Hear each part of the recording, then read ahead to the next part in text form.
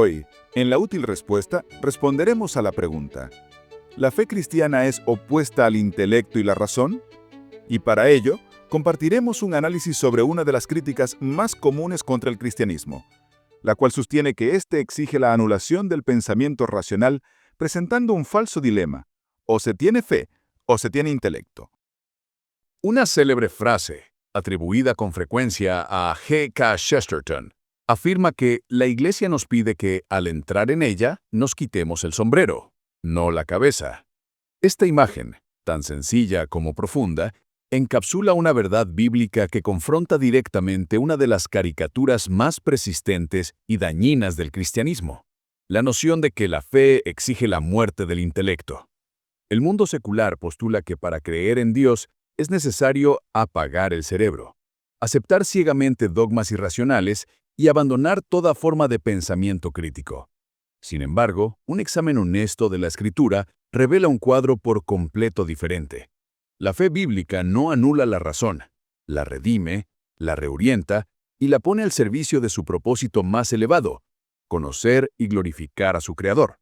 La suposición de que fe y razón son antagonistas se nutre de una percepción de la fe como credulidad torpe y ciega y de una exaltación de la razón humana como la medida última de toda verdad. Este es un pilar del pensamiento secular, pero no tiene fundamento en la revelación bíblica. Dios, quien creó la mente humana, es quien nos ordena usarla. El mayor de los mandamientos involucra la totalidad del ser humano. Amarás al Señor tu Dios con todo tu corazón, y con toda tu alma, y con toda tu mente. Mateo 22, 37-38. Amar a Dios con toda la mente es un mandato que prohíbe la pereza intelectual y demanda un compromiso cognitivo profundo con la verdad divina. El Nuevo Testamento presenta un modelo de fe que se articula y defiende con rigor intelectual. El apóstol Pablo, en su ministerio, no pedía a sus oyentes que suspendieran el juicio. Su enseñanza incluía una serie de razonamientos a partir de las Escrituras, como lo hizo en Tesalónica, donde, por 3 días de reposo, discutió con ellos, declarando y exponiendo por medio de las Escrituras que era necesario que el Cristo padeciese y resucitase de los muertos. Hechos 7, 2, 3. A los creyentes de Berea se les elogia por su nobleza, la cual demostraron al no aceptar pasivamente la predicación, sino escudriñando cada día las Escrituras para ver si estas cosas eran así. Hechos 7, 11. Este es el patrón apostólico, una fe informada, examinada y arraigada en la evidencia textual de la revelación de Dios. El apóstol Pedro instruye a los creyentes a estar siempre preparados para presentar defensa con mansedumbre y reverencia ante todo el que os demande razón de la esperanza que hay en vosotros. 1 de Pedro 3:15. Dar razón es un ejercicio del intelecto. Entonces, ¿dónde reside la aparente tensión? El conflicto no es entre la fe y la razón como tal, sino entre la verdad de Dios y la razón humana caída. A causa del pecado, el intelecto del hombre no es una herramienta neutral y objetiva.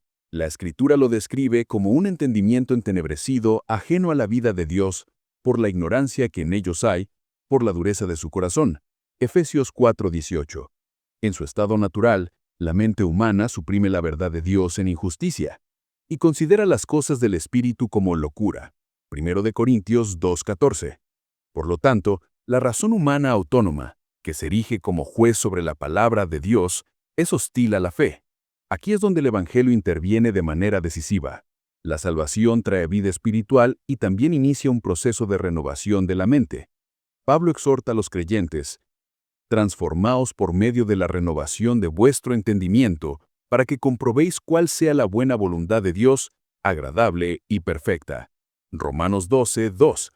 La fe no destruye la razón, la libera de la ceguera del pecado y la reorienta hacia la verdad.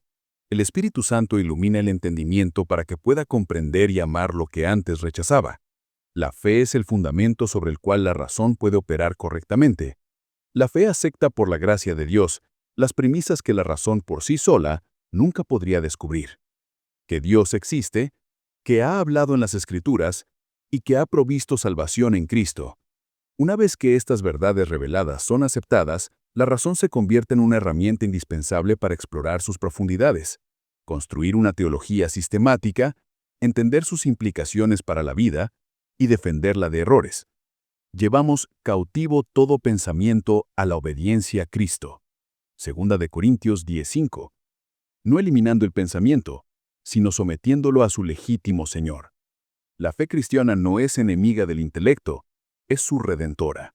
La exhortación a quitarse el sombrero es un llamado a la humildad, a deponer nuestra orgullosa autonomía intelectual ante la majestad de Dios.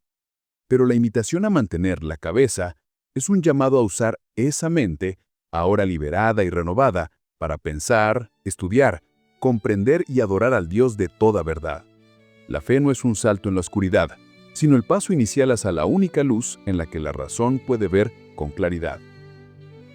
El acto de quitarse el sombrero representa la necesaria humildad del hombre que debe de poner su orgullo y su razón autónoma ante la soberanía de Dios y la autoridad infalible de su palabra.